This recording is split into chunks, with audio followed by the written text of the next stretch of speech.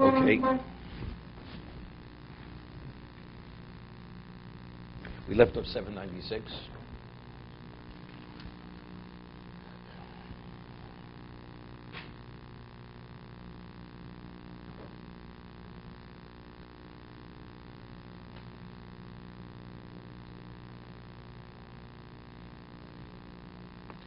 Bottom paragraph. These people who practice abstinence, and they're special people, spiritually attuned, and they have clarity, which we've discussed regarding this world, I will spare the whole location on their behalf. The tzaddikim,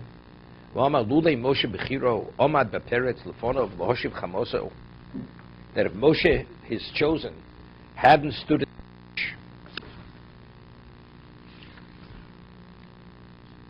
mihashchis, to turn away his anger from destroying, the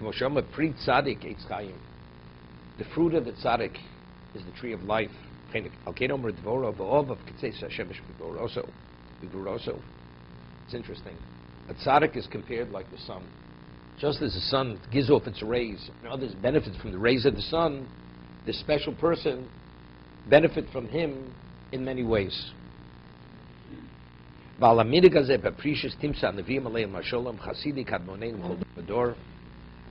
this custom of abstinence, or this behavior pattern, we find it among the prophets, and Hasidim of earlier times of every generation. Kashumbur b'sifreim, v'ani osid lavori b'zeh ma shizdamid li b'mkomo, aroi bezus hatzur yizborach.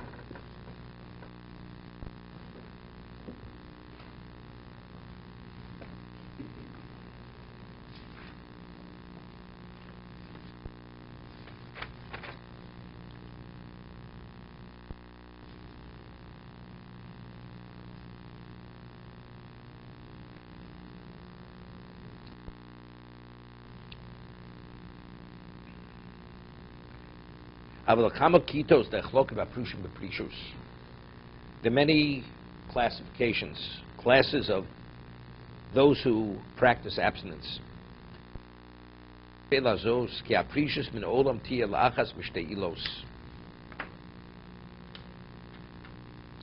says, abstaining from the material of this world should be for one of two reasons. He says one relates to, he says, to religion, and the other relates to secular. Well, he really said it in his introduction. He's totally immersed, a hedonist, and he's distracted from his basic responsibilities. He can't be a productive person, right? So that's secular. Then we speak on the more advanced level, where there's certain sensitivities you have to have, and unless you practice true abstinence, you cannot have those sensitivities to have that level of clarity, because you have the continuous conflicts. You conflicted continuously. It's interesting, the Brisker Rov, in Europe, there was a Mir Yeshiva. So the Yeshiva Mir, his name was Reb Eliezer Yudah Finkel. He was the Mir Rosh Yeshiva in Mir. He was the son of the Alter Slobodka. The Alter Slobodka's name was Reb Nosson C. Finkel. He had a son, Reb Eliezer Yehuda Finkel. How did he become the Yeshiva in the Mir? Because the chief rabbi of Mir had a small yeshiva, and he happened to marry his daughter, because he himself was a student of Volozhin. Reb Eliezer Yehuda Finkel studied in Volozhin.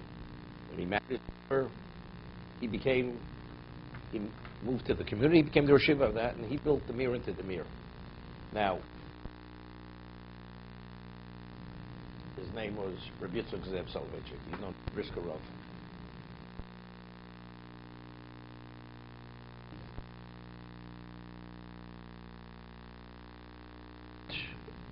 But he was one of a kind in terms of his dimension of learning. He was the apple of his father's eye, Reb Chaim's eye.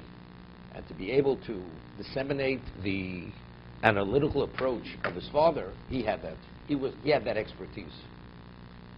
So, and this is after Volozhin no longer existed. Volozhin closed. So, Eliezer Yehuda, the best students of the Mir to Brisk to study under, although he had no yeshiva, there was no yeshiva. They moved in for 6.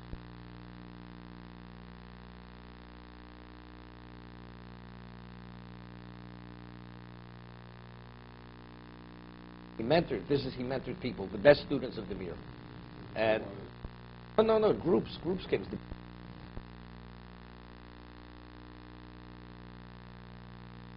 The best students they've sent from the Mir to the Brisker Rov. Okay? Now, and the Brisker Rov says he thanks Reb Lezer Finkel that because if he wouldn't have sent him, he wouldn't have been able to mentor these people, these special, they were the best, the upcoming Talmid Chacham of the future generation, these people that he mentored.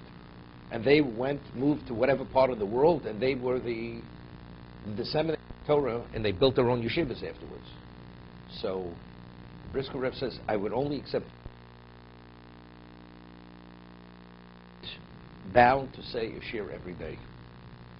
It's when I have something to say, then I will say it. Why? Because he says if a person has to lecture every day, he's forced to say things, although they may not be accurate. So because of the pressure, I want to study at my own pace, and if I have insights, or I have what novelette to give over, I'm happy to share it. But for me, they're coming on the condition that every day I must offer a shir, then I'm not agreeable to this condition. Then already has a time to produce. You have to produce. Maybe I may be saying something which is not absolutely truthful. She would not, and it was known. The Brisker Rov, his midas ha'emes, his attribute of truth, was frightening. How truthful he was. His level did not translate, and his father was the same way. Reb Chaim. That's why Reb Chaim, when he saw something, if you have that eye, you see right through everything, and you're able to discern between what is and what's not. But again, it's the same thing. Not to have a conflict, there's even on a spiritual level. You know, many years ago, the Slabodka way of developing as a Talmid Chacham, every week, the students would get together, each group, small groups, and each one would have to offer a Torah insight to the group. Chidushei Torah, and that's how you develop how to be able to say Chidushei Torah. You have to prepare a piece every week, and it went on a rotation basis. So let's say you had 6 people in the groups. Every 6 weeks, you had to deliver an insight in whatever subject matter you were studying Gemara. Okay, and it was something very, very special. And afterwards, they would publish a journal at the end of the year, and people, if it made the grade, they would publish whatever the Chidushei Torah were at the end of the year.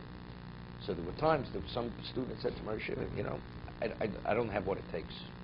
So Mar Shiva says, if you have a boy and you have a bris, you come up with a piece of Torah, right? So you see that if you have to say, you say. So if that's the case, if you understand how important it is to say, you'll all say. There's no such thing. A person doesn't have the ability. If you're under pressure, you're able to produce. I'm not saying what you produce may be emes, but in terms of the process of giving the person, applying yourself to be able to say something, it's definitely, it's important. Everyone has relevance to that process to be continued.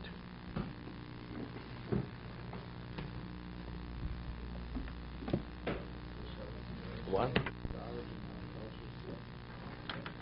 That's why it's so truthful. That's why it's so truthful.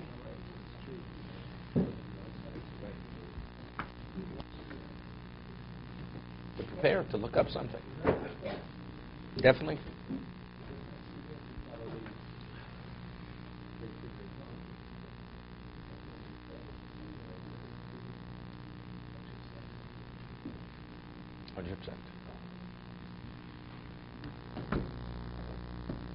The Mashgiach used to say always, David, is important, that a person in the yeshiva bacher, even if he has phenomenal knowledge in Gemara, different things, he should always be prepared when he's called upon to have something to say that is palatable to any audience.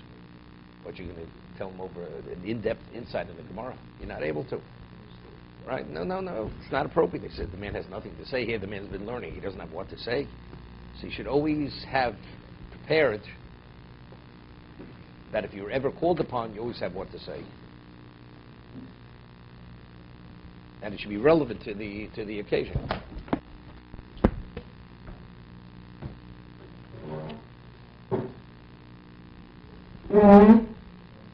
Used to say from Reb Chaim Brisker.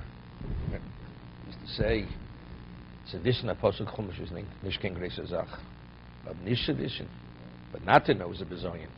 That's what he used to say from Reb Chaim Brisker.